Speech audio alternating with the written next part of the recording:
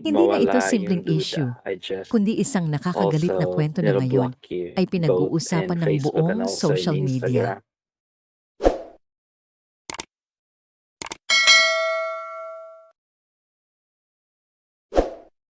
Isang netizen na si Marian Keith Buban, ibinunyag ang umano'y naranasan niyang harassment mula sa isang pastor sa dapat sana ay isang professional interview. Ayon sa Mawala kanya, yung duda. I galit na just galit ako ngayon.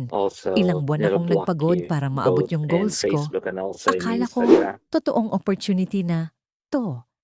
Pero naging isa ito sa pinaka-degrading na experience sa buhay ko. Sa halip na maayos na interview, pinilit umano siyang ibigay ang kanyang Facebook at Instagram. At dito na nagsimula ang hindi ka nais-nais na mga pahayag. Dahil sa profile picture mo, sisiguraduhin kong ma-hire ka agad. Sa mismong Google Meet, imbes na tanungin ang skills at experience, mas pinili raw ng pastor na titigan ang kanyang mga larawan at magtanong ng mga personal na bagay gaya ng, may boyfriend ka ba? May anak ka na? Imposibleng wala kang boyfriend. Pero mas lalo pang lumala ang sitwasyon.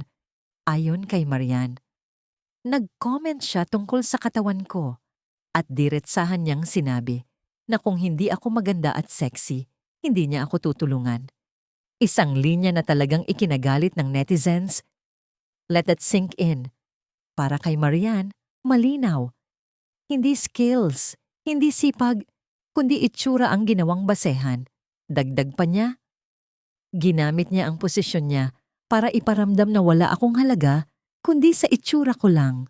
At hindi pa doon natapos ang lahat.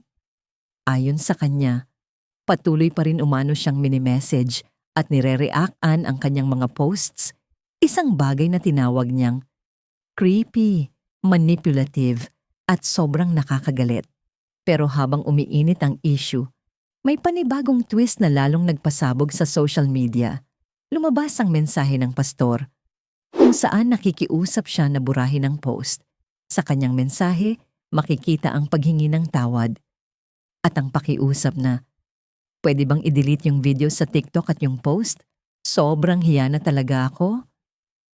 Pero para sa maraming netizens, hindi sapat ang simpleng sorry. Dahil para sa kanila, malinaw na may nangyaring hindi tama. At habang patuloy ang pagkalat ng issue, mas lalo pang umiinit ang sitwasyon. Ayon sa kumakalat online, tanggal na umano sa kanyang trabaho ang pastor at mas lalong gumulo ang kanyang personal na buhay. Dahil sinasabing hiniwalayan na rin siya ng kanyang fiancé matapos lumabas ang issue. Ngayon, hati ang opinyon ng netizens.